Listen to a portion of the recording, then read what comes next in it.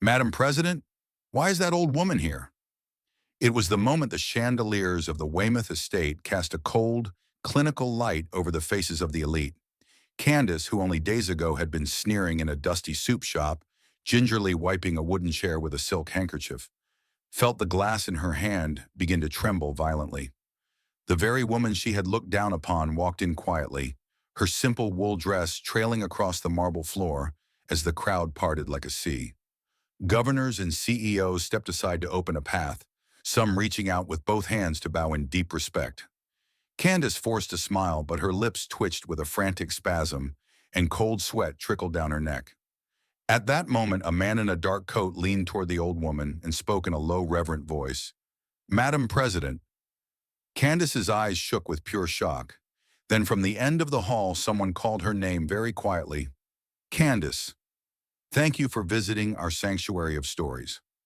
Before we begin, please like and subscribe, and leave a comment letting us know where you are listening from so we can send positive energy your way. Now let us begin today's story. The winter wind in Boston does not merely blow, it narrates.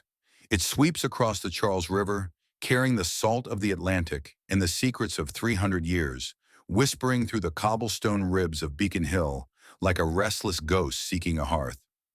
On this evening, the air was a sharp blade of crystal, frosting the panes of the great brownstones and turning the breath of passers-by into fleeting silver spirits.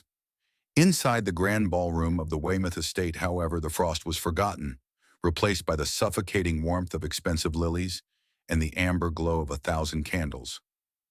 Martha stepped through the heavy oak doors, her presence a quiet ripple in a sea of silk. She was a woman carved from oak and weathered by the seasons, her face a map of lived stories where every wrinkle was a river of wisdom. Her silver hair was pinned back with the same practicality she applied to her life, and her dress, a simple floor-length gown of navy wool, stood in stark defiance of the sequins and lace fluttering around her. Her hands, the color of rich earth and calloused from 40 years of stirring heavy iron pots, were clasped loosely in front of her.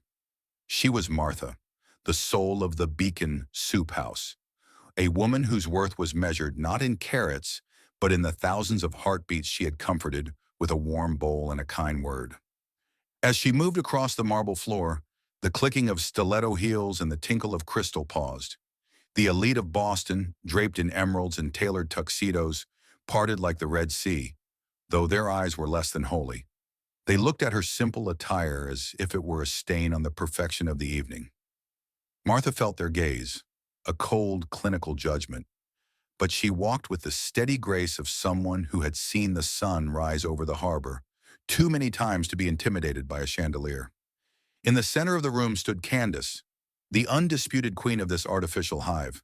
Candace was a woman polished to a high, brittle shine, her neck adorned with a diamond necklace that looked like a collar of ice. Her beauty was architectural, stunning but cold, and her smile was a practiced curve that never quite reached her restless, calculating eyes. As the mother of the bride-to-be, she was the architect of this evening, her every movement designed to project a power that felt as fragile as glass. Beside her stood Elena, Candace's daughter. Elena was a vision of soft, tragic beauty, her eyes a misty gray that seemed to be searching for a door that wasn't there. She wore a dress of pale silk that shimmered like moonlight, but her shoulders were hunched, as if the weight of her mother's expectations was a physical burden she couldn't shed. Candace was laughing, a sharp, melodic sound, until her eyes drifted toward the entrance. The laughter died in her throat. The heavy baccarat crystal glass in her hand tilted, and a dark crimson stain of Cabernet spilled across the ivory marble, splashing the hem of her designer gown. She didn't notice. Her gaze was locked on Martha, and for the first time in decades, the mask of the Boston elite crumbled. A memory, sharp as a shard of glass, cut through Candace's mind. Only 24 hours earlier, she had stood in the dim, herb-scented warmth of the Beacon in Providence. She had looked at the worn wooden chairs with a visceral disgust, pulling a silk handkerchief from her purse to gingerly wipe the seat before deigning to sit. She had called the place a relic of the gutter and looked at Martha, the woman currently standing in this ballroom, as if she were nothing more than the steam rising from a pot. She had spat words like unrefined and common into the air, treating the woman who had raised her daughter's fiancé like a servant who had forgotten her place. Now the soup woman was here, and she wasn't serving. The silence in the ballroom became a living thing, heavy and expectant. Candace's breath came in shallow hitches, her throat working as she tried to find the words to reclaim her territory. She looked around at the guests, the senators, the judges, the old money heirs, and realized they weren't looking at Martha with mockery. They were looking with reverence. Martha walked toward her, her pace unhurried. Every step was a reminder of the GD technique, creating a deep, shocking emotion from the very first encounter. Martha didn't look at the spilled wine or the diamonds that cost more than her shop. She looked at Candace, her eyes holding a reflection of the truth that no amount of polish could hide. "You look as though you've seen a ghost through a bar," Martha said, her voice a low, resonant cello in a room of violins. Candace found her voice, though it was thin and brittle. "This is a private event, Martha. I don't know who allowed a shopkeeper into a gala of this magnitude. You must have taken a wrong turn on your way to the kitchen." A few of the younger guests snickered, but the older, more established figures shifted uncomfortably. Elena moved forward, her face flushed with shame. "Mother, please. She is Henry's grandmother. She is our guest." "She is a mistake," Candace hissed, her panic manifesting as a cruel defensive venom. She turned back to Martha, her eyes flashing with a desperate need to diminish the woman standing before her. "Look at yourself. You smell of onions and poverty. You think because my daughter is marrying your grandson that you belong here?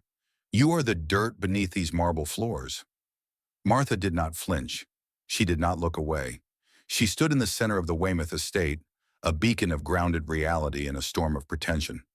She thought of the countless winters she had spent leaning over a stove so that Henry could have a future. She thought of the silent voice of the soul that transcends language, the connection she shared with those who truly knew suffering. Martha stepped closer, so close that Candace had to look up. The light of the chandelier caught the deep, honest lines in Martha's face, the marks of a life spent in service to others. "I have spent 40 years in a kitchen, it is true," Martha began, her voice carrying to the farthest corners of the silent hall. "I have watched the fire burn low and the wind howl at the door. I have seen the powerful broken and the humble exalted." She reached out, not to touch Candace, but to gesture to the room at large. "You wear your jewels like armor, Candace, but they are cold. You look for status in the price of a chair and the label on a bottle. But I have learned a truth in my little shop that your money will never buy." Martha's eyes locked onto Candace's trembling ones, her gaze a searing, emotional hook that stripped the ballroom away until it was just two women, one built on sand, the other on rock. "Lua lam nenthep," Martha said, her voice dropping to a whisper that felt like thunder. "Fire makes the steel, it is true, but soup nong moi lam nen long ngoi thuaba. It is the warmth we give to others that makes us human. And tonight, for all your diamonds, you are the coldest person in this room." Martha turned away then, not waiting for a response, leaving Candace standing in a puddle of spilled wine, the sound of the Atlantic wind outside finally echoing the hollow silence in her heart. To understand the fire in Martha's eyes at the Boston Gala, one must travel south to Providence, where the salt of the Narragansett Bay clings to the brick walls of the old waterfront. Here, tucked away between a rusted ironworks and a row of silent warehouses, sits the Beacon. It is not a restaurant in the modern sense. It is a sanctuary. For 40 years, while the city outside transformed from a manufacturing hub to a modern landscape, the heavy brass bell on Martha's door remained a steady heartbeat for the neighborhood. Inside, the air is thick and golden, smelling of rosemary, slow-simmered beef, and the woody scent of aged cedar. The walls are lined with mismatched shelves, holding jars of dried herbs that Martha gathered herself from the edges of the salt marshes. In this place, the GD technique of the miracle, faith-based hook is not found in sermons, but in the steam that rises from a porcelain bowl. For the dock workers with frost-bitten fingers and the homeless veterans who have forgotten the sound of their own names, the Beacon is the only place where they are not invisible. Every morning at 4, Before the sun even contemplates breaking the horizon, Martha is there. She moves with a rhythmic grace, her heavy iron ladle acting as a scepter. She knows that a healing journey, a true transformation hook, often begins with a single, warm meal. Sitting at the far end of the scarred oak counter was Silas, a man who seemed to be made of the very iron he had forged for half a century. Silas was the neighborhood blacksmith, his skin a permanent shade of soot gray, his hands gnarled like the roots of an ancient tree. He was a man of few words, but his silence was heavy with the weight of the things he had lost. "The wind's got a bite today, Martha," Silas grunted, his voice sounding like gravel being crushed. "Feels like the kind of cold that settles in the marrow and stays until April." Martha set a steaming bowl of her signature root vegetable pottage in front of him. "The cold only wins if you give it a place to sit, Silas," she replied, her voice a warm blanket against the draft. "That's why we keep the stove going, not just for the broth, but for the light." Silas stared into the golden liquid. "Sometimes I wonder if the light's worth the wood it takes to burn it. I see these kids out there, Henry's age, looking at screens instead of sky. They've forgotten how to stoke a real fire." "Henry hasn't forgotten," Martha said softly, thinking of her grandson, the doctor who still called her every Sunday to ask what herbs she was drying. "And as long as there is one person left who knows how to stir the pot, the fire won't go out. That's the faith, Silas. Not that the winter will end, but that we will be here to see the spring." The door chimed, admitting a blast of frigid air and a new face. A young man named Leo stumbled in, his thin denim jacket offering no protection against the Rhode Island winter. Leo was a runaway from the northern counties, his eyes wide and skittish like a cornered animal, his face gaunt from days of hunger. He was a silent voice, a soul connection waiting to be made. He didn't ask for food, he simply stood by the radiator, shivering so hard his teeth clicked. Martha didn't ask for his story. She simply pointed to a stool and brought him a thick slice of sourdough bread and a bowl of broth so rich it looked like melted amber. She watched him eat, not with the practiced etiquette of the Boston elite, but with the desperate, raw necessity of a survivor. This was the GD technique in action, causing strong emotions by witnessing the sheer relief of a soul being brought back from the brink. As the morning drifted into afternoon, a different kind of visitor arrived. A man in a charcoal overcoat that cost more than Martha's entire inventory stepped inside. He looked out of place, his polished leather shoes clicking nervously on the uneven floorboards. This was Mr. Sterling, a developer whose firm had been buying up the waterfront properties one by one. He was sharp-featured, with a smile that was polite but lacked any genuine warmth. He sat at the counter, barely touching the soup Martha placed before him. He looked around at the peeling wallpaper and the mismatched chairs, then looked at Martha with a mixture of pity and calculation. "You've done a fine job here, Martha," Sterling said, his voice smooth and clinical. "But the world is moving on. This land, it could be something much greater. A high-rise, a glass tower. You wouldn't have to toil over a stove anymore." Martha continued to wipe the counter, her movement steady. "Mr. Sterling, you see a plot of land. I see a lighthouse. If I tear this down, where do the people go when the storm hits? You can't eat glass, and you can't find a soul in a skyscraper." Sterling sighed, reached into his pocket and pulled out a checkbook. He scribbled something, tore out a leaf, and pushed it across the counter. It was a blank check, signed and waiting. "Fill in whatever number makes you happy," Sterling said. "Consider it an act of faith in the future." Martha looked at the check. It represented a life of luxury, a retirement far away from the steam and the heavy lifting. She thought of Candace and the cold diamonds she wore like armor. Then she looked at Silas, who was watching her with a bated breath, and at Leo, who had finally stopped shivering. She picked up the check and handed it back to the man. Her voice was quiet, but it carried the weight of 40 years of integrity. "The kindness I offer in this shop doesn't come with an invoice, Mr. Sterling," she said, her eyes reflecting the unlikely hero Hook, the ordinary woman standing up to the giant. "And the peace I find here doesn't have a price tag. You can keep your money, I'll keep my fire." Sterling looked stunned. He was a man who believed everything was a transaction, every relationship a trade. He tucked the check back into his pocket, stood up, and walked out without a word. Silas chuckled, a deep rumbling sound. You're a stubborn woman, Martha. Stubbornness is just another word for staying put when the wind tries to move you, she replied. As the sun began to set, casting long violet shadows across the Providence streets, Martha stood by the window. She thought of Henry in Boston and the girl Elena, whose gray eyes had looked so lost. She knew a storm was coming, not of snow but of character. But as she looked at the glowing embers in her stove, she knew that the beacon would be ready. For in this small corner of the world, she had proven that the heart is the only thing that truly produces heat.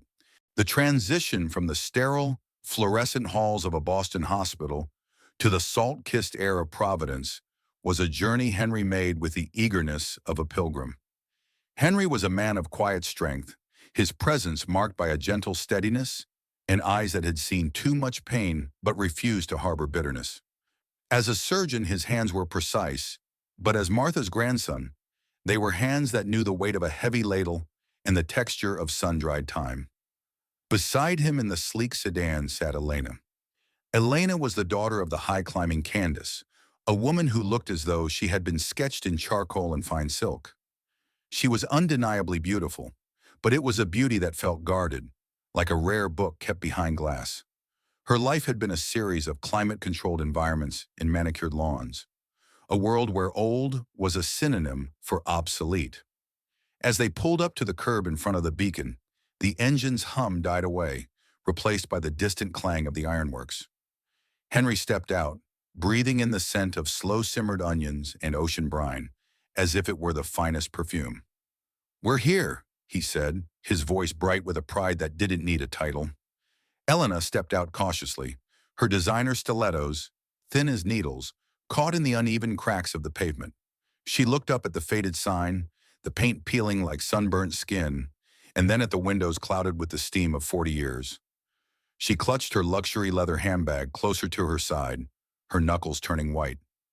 "It's very authentic, Henry," she murmured, her voice tight with a politeness that felt like a thin veil. The brass bell chimed as they entered, a sound that usually signaled sanctuary, but today sounded to Elena like an alarm. Inside, the floorboards groaned under her heels, a deep, resonant wood cry that seemed to complain about the intrusion of high fashion. The air was thick and humid, a living soup of aromas that immediately clung to her cashmere coat. She instinctively touched her collar, her nose crinkling at the earthy, pungent scent of boiling marrow and leeks. Martha was at the counter, her hands moving in a blur of practiced motion. When she saw them, the lines around her eyes deepened into a genuine map of joy.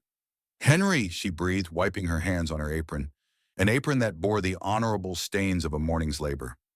Henry rounded the counter and pulled her into a hug that smelled of home. "I miss the smell of this place, Grandma. The hospital smells like bleach and bad coffee. This, this smells like life." Elena stood near the door, a solitary statue of ivory and silk.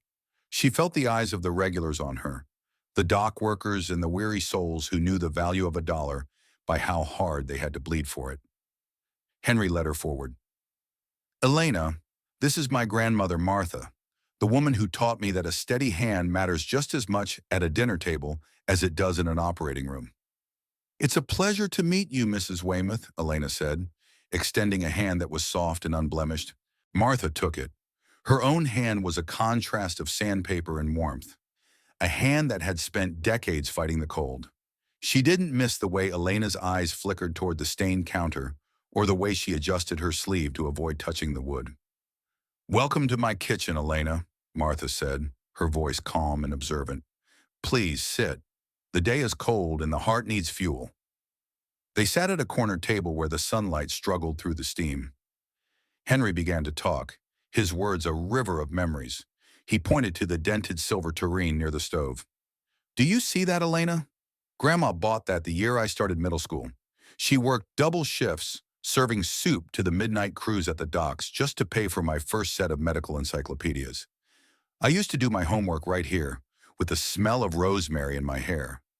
He spoke with such reverence that for a moment, the peeling wallpaper seemed to turn to gold.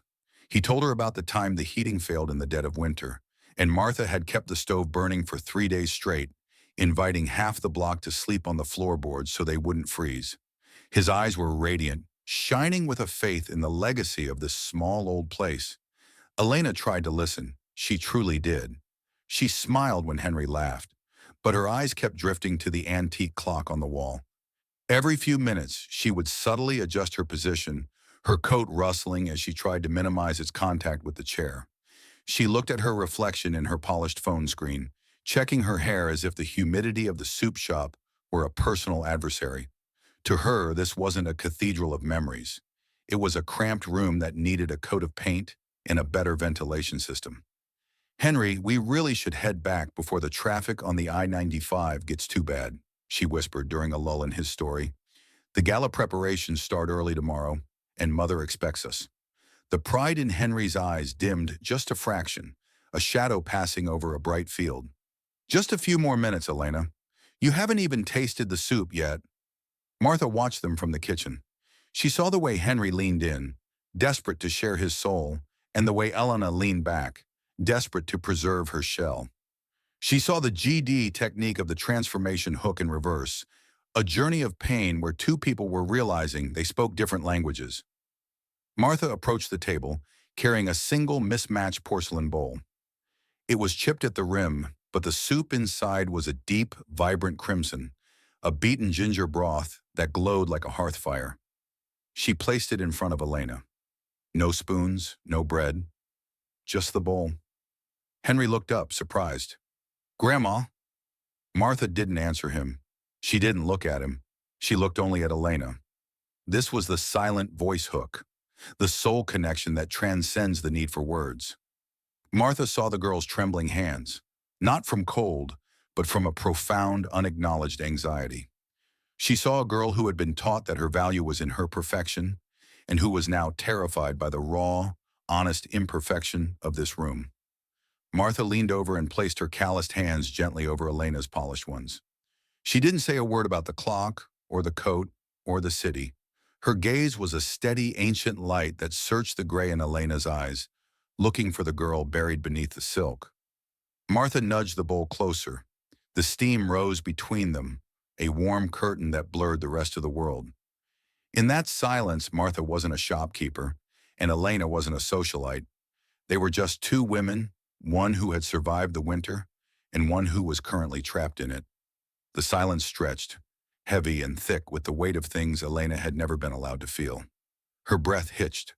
The smell of the ginger, sharp and real, seemed to pierce the fog of her polished life. Martha's hands remained steady, a grounded weight that told Elena it was okay to be still.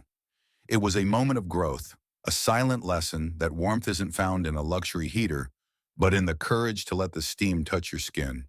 The sky over Boston was the color of a bruised plum, heavy with the threat of a nor'easter, as Martha stepped out of her modest sedan. She stood before the Gilded Oak, a restaurant in the heart of the Back Bay, where the windows were tinted like expensive sunglasses and the doormen stood as stiff as frozen soldiers. Martha adjusted her simple wool coat, her fingers, still smelling faintly of the morning's rosemary, tightening around her worn leather clutch. This was Candace's territory, a world of hushed whispers and silver spoons, far removed from the steam and clatter of the beacon. Inside, the light was dim and golden, designed to make diamonds sparkle and secrets feel safe. Candace was already seated at a corner table, a position that allowed her to survey the room like a general. She was a vision of severe elegance in a charcoal power suit, her blonde hair pulled back so tightly it seemed to sharpen the angles of her face. Across from her sat a new shadow in this unfolding drama. Julian, Candace's personal assistant and fixer. Julian was a young man with a face as smooth and unreadable as a riverstone, dressed in a suit that cost more than Martha's stove. He held a slim, high-end tablet, his fingers hovering over the screen like a predator waiting to strike. "Martha, thank you for coming," Candace said, her voice a practiced melody of artificial warmth. She didn't stand. She merely gestured to the chair opposite her with a flick of a manicured wrist. Martha sat, her back straight as a mast. A waiter approached, a nervous young man named Thomas. Thomas looked exhausted, his eyes darting toward the maître d'. As he moved to pour water, his hand shook slightly, and a single drop landed on the tablecloth near Candace's sleeve. Are you new or simply incompetent? Candace snapped, her voice cutting through the soft jazz of the room like a serrated blade. This silk is worth more than your month's salary. Fix it, now. Thomas paled, stammering an apology as he frantically dabbed at the table. Martha watched in silence. She saw the way Candace didn't even look at the boy's face, treating him like a glitch in a machine. Martha reached out and gently touched Thomas's arm, a silent anchor. It's just water, son. The sun will dry it, she said softly. Candace rolled her eyes as Thomas scurried away. You're far too indulgent with the help, Martha. It's a matter of discipline. But we aren't here to discuss the service. We are here to discuss the future, specifically the union of our families. Julian tapped his tablet, and a sleek ivory-colored envelope was pushed across the table toward Martha. My family has a reputation to uphold, Candace began, leaning forward. Her perfume was cloying, the scent of expensive lilies trying to mask something sour. We have been pillars of the Boston educational elite for 3 generations. My late husband was a dean. I sit on the boards of 4 prestigious academies. When Elena marries, it isn't just a wedding, it is a merger of legacies. However, we must be realistic about Henry's humble origins. Martha didn't touch the envelope yet. Henry is a surgeon, Candace. He saves lives. I believe his legacy is written in the hearts of the people he heals. Candace gave a dismissive wave. Talent is common. Status is rare. For this marriage to be accepted in our circles, Henry needs to look the part. He cannot be the boy from the Providence soup shop. He must be a man of Back Bay. She signaled Julian, who began to list the items on the tablet as if reading a grocery list. A 2-bedroom penthouse in Back Bay, overlooking the public garden. A top-of-the-line European sedan, black, of course, and a stability fund. A guaranteed deposit into a private account for Elena. We consider it a necessary hedge against the unpredictability of your grandson's career. Martha finally picked up the envelope. She pulled out the heavy, embossed paper. It wasn't an invitation. It was a bill of sale. Every line was a demand, a price tag placed on Henry's love for Elena. You speak of stability and prestige as if they are things you can buy at a boutique, Martha said, her voice low and steady. She watched Candace pick at a salad she had no intention of eating, her eyes constantly scanning the room for people more important than the woman sitting across from her. It's about the GD technique of justice and redemption, Candace said with a smug smile, misusing a phrase she had likely heard at a seminar. We are simply ensuring that Elena is rewarded for her station and that Henry is elevated. It's only fair.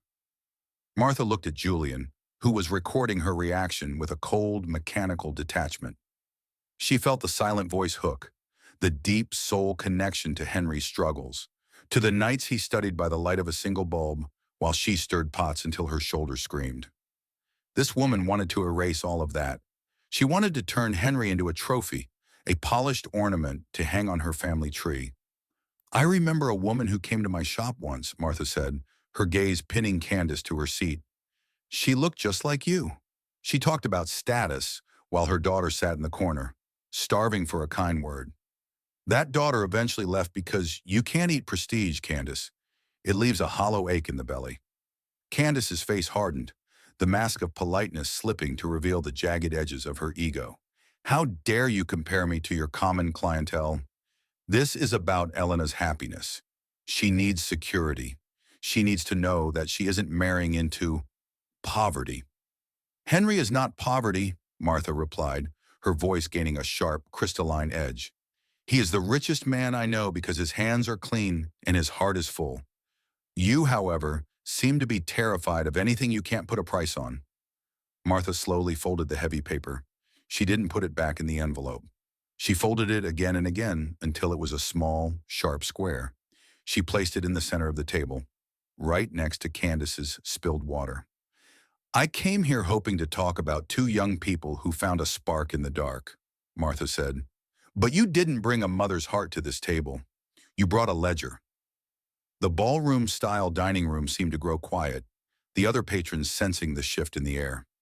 Candace bristled, her hand tightening around her wine glass so hard the stem creaked. This is reality, Martha. This is how the world works. If you want your grandson to be part of this family, you will meet these requirements.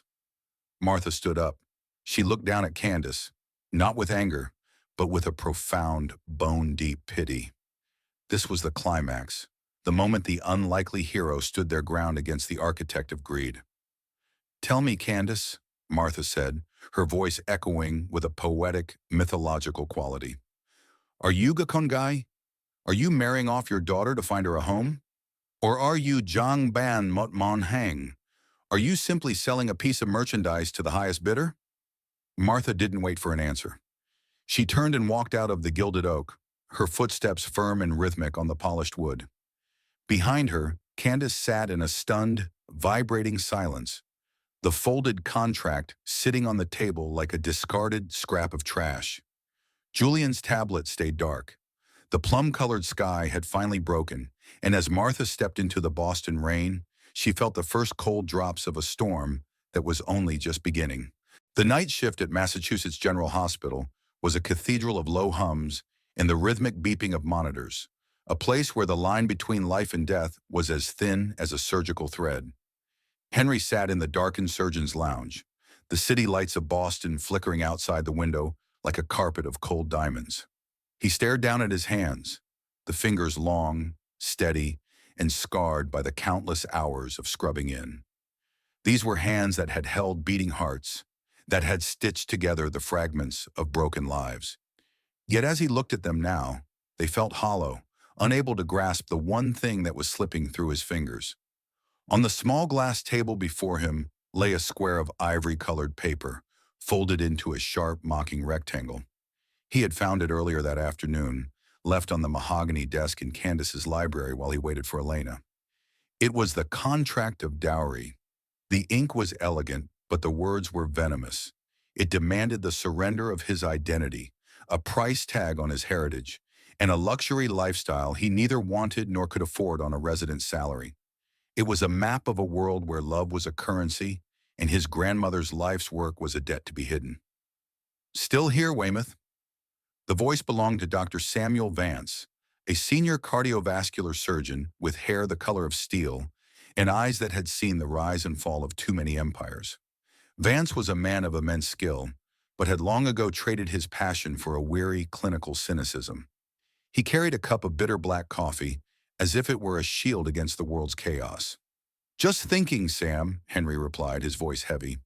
Vance glanced at the ivory paper on the table, then back at Henry. "In this building, we fix the pump. We don't fix the soul. If that paper is weighing on you more than a triple bypass, burn it. Life is too short for burdens that don't have a heartbeat." Henry thought of a patient he had treated earlier that evening, an 8-year-old girl named Grace. Grace had come from the cramped tenements of East Boston, her heart failing, her family possessing nothing but a fierce, unyielding love for one another. When he told her mother that Grace would recover, the woman didn't offer him a penthouse or a luxury car. She had simply squeezed his hand with a grip that felt like the sun. "My grandmother says fire makes the steel, Sam," Henry murmured, echoing Martha's words. "But I think some fires just turn everything to ash." He stood up, the paper crinkling in his pocket, and walked out into the biting Boston night. The wind was a predatory thing, howling through the canyons of stone and glass. He drove to the Weymouth estate, not as a suitor, but as a man seeking a truth he was terrified to find. He found Elena in the conservatory, a glass-walled room filled with exotic orchids that looked like trapped butterflies. She was wearing a dress of charcoal silk, her face pale against the shadows. "Henry," she whispered, her voice a fragile thing, "you shouldn't be here. Mother is... she's in a state after the meeting with your grandmother." Henry pulled the ivory paper from his pocket and laid it on a marble pedestal. "Did you know about this, Elena? The penthouses, the European cars, the stability fund? Did you know your mother was trying to buy my soul so it wouldn't embarrass her at the yacht club?" Elena looked at the paper as if it were a serpent, her gray eyes filled with a sudden, drowning moisture. "She wants us to be safe, Henry. She wants us to have the life we deserve. Boston is... it's a small, cruel world. If we don't have these things, they will look at us with pity. I don't want them to look at you the way they look at the people in your grandmother's shop." Henry stepped toward her, his heart a drum of disappointment. The people in my grandmother's shop are the only people who have ever looked at me with honesty. I thought you saw that. I thought when you held that bowl of soup, you felt the warmth. I felt the steam, Henry. I felt the poverty. Elena's voice broke, a jagged cry in the silent room. You don't understand what it's like to lose everything. My mother spent her whole life making sure we never had to feel the cold. This list, it's just a bridge. Please just tell her you'll consider it. For me. Henry waited. He waited for her to say that she didn't care about the cars. He waited for her to say that his grandmother's calloused hands were more precious than Candace's diamonds. But Elena remained silent, her head bowed, her shoulders shaking with the weight of a fear she had been fed since birth. Her silence was a blade, cold and precise, severing the silver cord of their shared future. The silence of the person you love is the loudest sound in the world, Henry said, his voice lyrical and mourning. I thought we were building a lighthouse, Elena, but I see now you were only looking for a gilded cage. He turned away from her and walked into the grand hallway, where Candace stood beneath a portrait of her ancestors, her arms crossed, her expression a mask of triumphant arrogance. Julian, her silent shadow, stood behind her, his tablet glowing like a malevolent eye. I assume you've come to your senses, Henry, Candace said, her tone a sharp, polished steel. The requirements are non-negotiable. Elena is a Weymouth. She will not be the wife of a man who smells of the Providence docks. Henry stopped. He stood tall, the spirit of Martha's, the beacon, rising within him like a tide. He looked at Candace, and then he looked back at Elena, who stood in the doorway of the conservatory, a ghost in her own home. You speak of requirements, Henry said, his voice echoing through the vaulted ceiling, but you have forgotten the most basic requirement of all, honor. My grandmother stirred pots for 40 years to give me a chance to save lives. She taught me that integrity is the only thing the winter cannot kill. He reached into his pocket and pulled out the velvet box containing the engagement ring, a diamond that Candace had helped select, a stone that now looked like a frozen tear. He placed it on the hall table with a deliberate, echoing click. Jia Jin Toi Kode Nheo Tien Bak, Henry declared, his voice ringing with the GD technique of justice and redemption. My family may be poor in money, but we will never ever be Nheo Nan Kach, poor in character. He looked at Elena one last time, hoping for a spark, a word, a sign of the girl he thought he knew. But she only watched him through a veil of tears, her feet rooted in the silk rug of her mother's making. The engagement is over, Henry said firmly. He walked out the front door, leaving the warmth of the estate for the honest, biting cold of the Boston streets. As he drove back toward Providence, the city lights no longer looked like diamonds. They looked like distant fires, and for the first time in months, Henry felt the warmth of his own blood, unburdened and free. The morning after the engagement was severed, Providence was wrapped in a thick, silver fog that rolled off the Narragansett Bay, blurring the lines between the sea and the sky. Inside the beacon, the stove was lit, but the heavy brass bell on the door remained silent. Martha sat at a small, cluttered desk in the back office, a room that smelled of old parchment and dried lavender. She wasn't holding a ladle today. She was holding an old leather-bound ledger and a sleek, encrypted smartphone that seemed out of place among the antique herb jars. Martha was more than the soup woman Candace had so bitterly dismissed. Decades ago, she had channeled the modest profits from her family's maritime investments into the Seaport Charitable Foundation. She had operated in the shadows, a silent voice that funneled millions into scholarships for the children of dock workers and the preservation of the city's historic soul. To the world, she was a shopkeeper. To a select few in the corridors of power, she was the silent architect of Providence's resilience. A sharp knock echoed through the quiet shop. Martha didn't look up as the door opened. The coffee is fresh, Arthur. Help yourself. Arthur Sterling walked in, but he was not the predatory developer Martha had rejected weeks ago. Arthur was Martha's oldest legal confidant, a man with white hair and a face lined with the gravity of 1,000 secrets. He was a master of the GD techniques, specifically justice and redemption, having spent his career ensuring that the light stayed on for those the world tried to ignore. The nor'easter didn't just bring rain to Boston, Martha, Arthur said, placing a thick manila folder on her desk. It brought a flood of evidence. Martha opened the folder. Inside were bank records, diverted wire transfers, and internal memos from the Weymouth Educational Trust. As she scanned the documents, the transformation hook of the story began to shift. Candace hadn't just been arrogant, she had been desperate. To maintain the illusion of the Boston elite, she had systematically siphoned nearly $2 million from the educational relief funds intended for underprivileged academies, the very children Martha's foundation supported. She used the money to pay off her personal margins and keep the estate afloat, Arthur explained, his voice grim. If this comes out, the Weymouth name isn't just tarnished, it's extinct. Candace is looking at a federal indictment. Martha leaned back, her eyes reflecting the flickering light of the stove. She felt a profound struggle within her soul. This was the moment of justice and redemption, the desire to see the wicked punished. She could destroy Candace with a single phone call. She could avenge the insults to her grandson and the mockery of her life's work. But as she looked at a photograph of Henry and Elena pinned to her wall, the GD technique of the transformation hook took a deeper, more spiritual turn. She saw Elena's face, the gray, haunted eyes of a girl who had been raised in a house of mirrors. If Martha destroyed the mother, she might finish breaking the daughter. Is there any way to recover the funds without a public scandal? Martha asked. Arthur shook his head. Candace has already spent it. The only way to get the money back is to seize her assets. The estate, the jewels, the reputation. It all has to go. Martha stood up and walked to the window, watching the fog swirl around the rusted ironworks.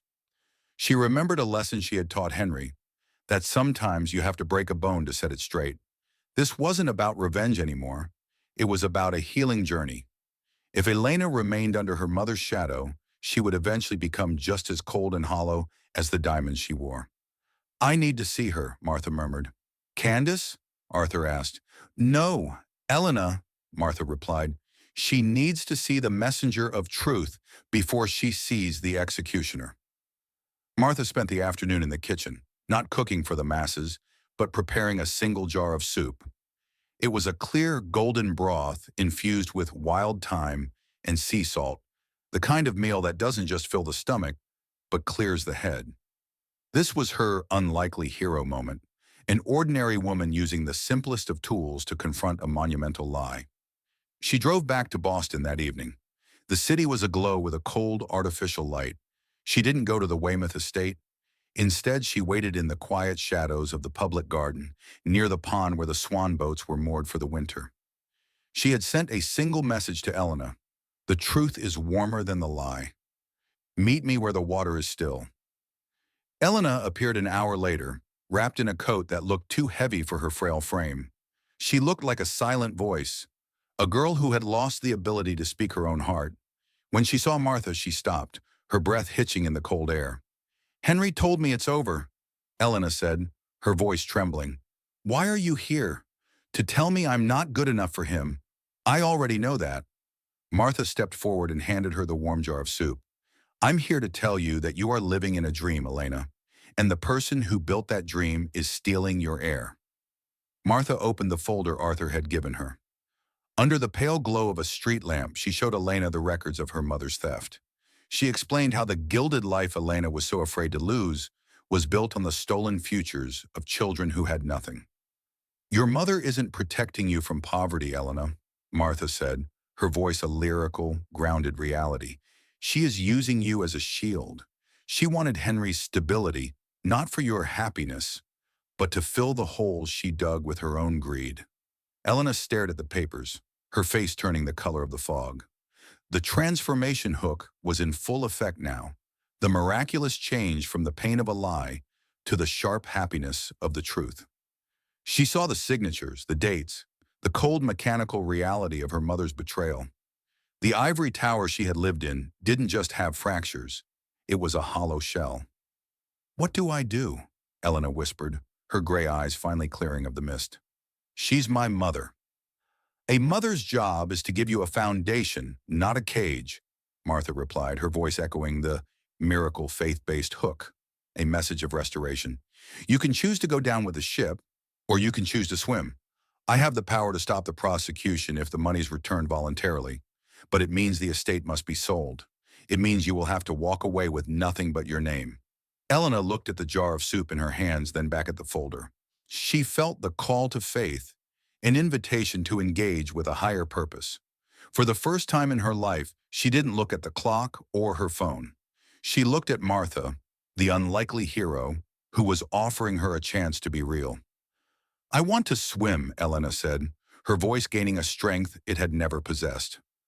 Martha nodded, a quiet pride warming her heart.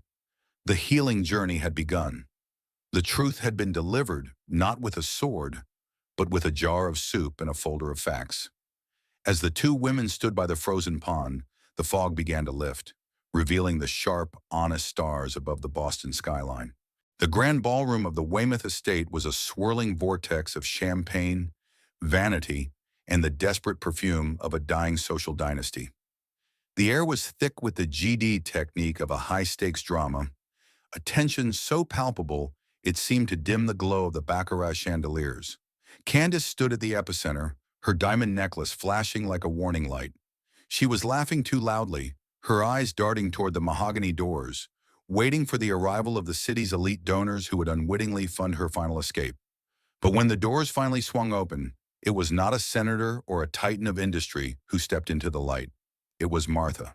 She wore the same navy wool dress from the night of the confrontation, but now it felt like a royal robe. Behind her stood Arthur Sterling, no longer looking like a simple developer, but like the legal herald of an impending storm. The music faltered, the violins screeching into a discordant silence. Martha's hands, those calloused, honest hands that had stirred the pots of providence, were empty. She didn't need a weapon. She was the messenger of a truth that was about to set the room on fire. "Martha," Candace spat, the word dripping with a venomous disbelief. "You again. I thought Henry's rejection would have sent you back to your kettles. This is a private gala. Security." "Security will not be necessary, Thuaba," Martha replied, her voice a calm, resonant anchor in the rising chaos. "Because you are no longer the host of this evening. You are a guest in a house that belongs to the Seaport Charitable Foundation. And as the founder of that foundation, I am here to reclaim the property." A collective gasp rippled through the ballroom, the GD technique of emotion-based hook causing immediate shock. The elite of Boston looked at the soup woman and then at the Weymouth crest on the walls, realizing the ground beneath their feet had just shifted. From the shadows behind Martha, a new figure stepped forward. This was Mrs. Gable, a woman with silver hair tucked under a modest hat and eyes that held the ghosts of 1,000 sleepless nights. Mrs. Gable was the former headmistress of St. Jude's Academy, one of the schools Candace had systematically defrauded. She was the unlikely hero of this subplot, a victim who had found her voice through Martha's support. "Do you recognize me, Candace?" Mrs. Gable asked, her voice trembling but firm. "I'm the woman who begged you for the scholarship funds for my students. The funds you told me were tied up in market fluctuations while you were buying the very diamonds you wear tonight." Candace's face turned the color of ash. She stepped back, her heel catching on the hem of her ivory gown, the same gown stained with the wine she had dropped when she first saw Martha. "This is a fabrication, a conspiracy by people who are jealous of my family's name." But Martha didn't let her hide. She gestured to Arthur, who began to distribute the bank records and wire transfer receipts, the Sugia Qua Su That, messenger of truth, from the previous chapter, now made public. The justice and redemption hook was in full effect as the wicked began to see the reward of their labor. "The Weymouth name was built on honor, Candace," Martha said, her voice echoing with a poetic, mythological quality. "But you turned it into a mask for a thief. You stole the heat from the hearths of children to keep your own chandelier burning. That fire's out." In the center of the room, Elena stood paralyzed. She looked at her mother, who was now screaming at the guests to ignore the lies, and then at Martha, who stood with the steady grace of an ancient oak. Tears flowed down Elena's face, not the tears of a socialite who had lost her status, but the tears of a soul that had finally recognized its true home. She realized she had nearly traded the gold of Henry's heart for the lead of her mother's greed. "Elena, darling, don't listen to them!" Candace shrieked, reaching out with claw-like fingers. "We can fix this. We just need the deposit from Henry's account. Elena pulled away as if she had been touched by ice. There is no deposit, Mother, and there is no more Elena Weymouth. I told Martha I wanted to swim. I didn't realize the water would be this cold, but I'm not going back to the cage. The ballroom erupted into a cacophony of whispers and judgmental stares. The very people Candace had tried to impress now looked at her with a clinical, detached disgust. The transformation hook was complete, a journey from pain to a terrifying, honest happiness for Elena. Candace collapsed onto a velvet chaise lounge, the diamonds around her neck looking like heavy, cold chains. She was a silent voice now, her excuses drowned out by the weight of the evidence. As the crowd began to thin, fleeing the scandal like rats from a sinking ship, Martha didn't join the mockery. She didn't look at Candace with triumph. She looked at Elena, who was shivering in her pale silk dress, a girl standing in the ruins of her life. This was the climax, the unlikely hero hook. Martha walked through the shards of glass and the spilled wine. She didn't offer a lecture or a rebuke. She took off her simple navy wool shawl and wrapped it around Elena's shoulders. The wool smelled of rosemary and the salt air of Providence, the smell of the beacon. Come, Conyu, Martha said softly, her voice a warm blanket against the shattering world. I'm so sorry, Martha, Elena sobbed, her head bowing. I was so afraid of the cold. I didn't see the fire. Martha reached out and lifted Elena's chin, her calloused thumb brushing away a tear. She spoke with the authority of someone who had spent 40 years stirring the pots of life, a grounded realism that gave Elena the newfound strength she needed. Vang that kong solua, con yu, Martha whispered, the ancient proverb ringing with the power of a call to faith. Real gold does not fear the fire. The fire only burns away what was never real to begin with. You aren't losing a life tonight. You are finally beginning one. Martha led Elena out of the ballroom, past the frozen statues of the Boston elite, and out into the crisp, honest air of the night. Behind them, the chandeliers of Weymouth Estate flickered and died. But as they stepped into the moonlight, the path back to the soup shop in Providence was as clear as a winter's dawn. The Massachusetts winter had finally arrived in earnest, draping the cobblestones of Providence in a thick, white shroud of silence. But inside the beacon, the air was vibrant, a swirling dance of steam and laughter that defied the frost pressing against the window panes. The heavy brass bell on the door chimed with a rhythmic joy, no longer a signal of intrusion, but a welcoming note for a community that had seen its lighthouse weather the fiercest of storms. Martha stood behind the counter, her movements as steady as the tides. Her hands, still calloused and smelling of the earth, moved with a newfound lightness.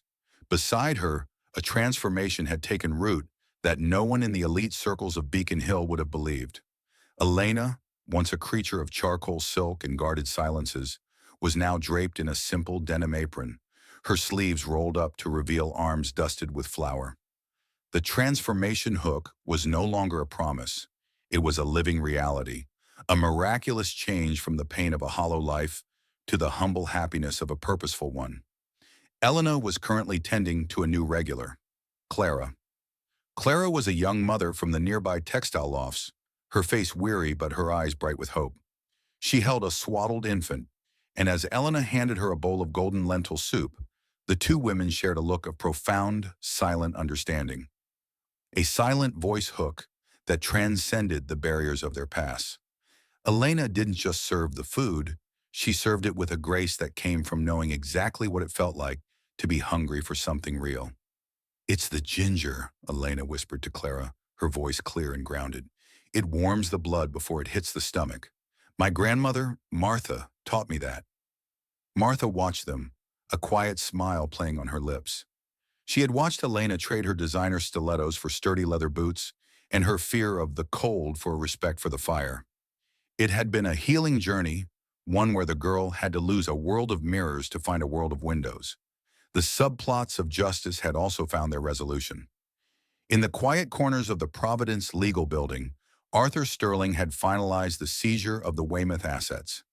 Candace's fall had been swift and absolute, a justice and redemption hook that saw the wicked punished for their greed. The Weymouth estate had been sold to a local university, and the diamonds that once chained Candace's heart were auctioned to repay the defrauded academies. However, the true miracle lay in Martha's secret intervention. Using her own foundation's reserves, she had quietly covered the remaining debts Candace owed to the individual families of St. Jude's. She didn't do it to save Candace's reputation, but to ensure that the justice didn't leave more victims in its wake. It was the ultimate lesson in compassion, a miracle, faith-based hook, showing that restoration is more powerful than retribution. As the lunch rush began to taper off, the door chimed again, and Henry walked in. He was still the surgeon, his hands still precise, but the shadow of disappointment that had hung over him in Boston had been replaced by a radiant peace. He walked straight to the counter and kissed Martha's weathered cheek before turning to Elena. "You missed a spot of flour on your chin," Henry teased, his eyes shining with a pride that was no longer burdened by requirements. Elena laughed, a sound that was lyrical and reflective, yet entirely grounded in the present. "I'm learning, Henry. Perfection is boring. Honesty is much more delicious."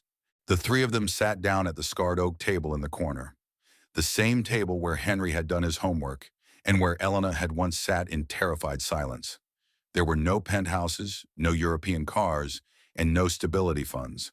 In the center of the table sat three mismatched bowls of soup and a loaf of warm sourdough bread. "This is the only dowry I ever needed," Henry said softly, taking Elena's hand. Her hand was no longer a soft, unblemished thing of silk. It was starting to feel like Martha's, warm, capable, and honest. They sat in a silent voice hook moment, a soul connection that needed no diamonds to prove its worth.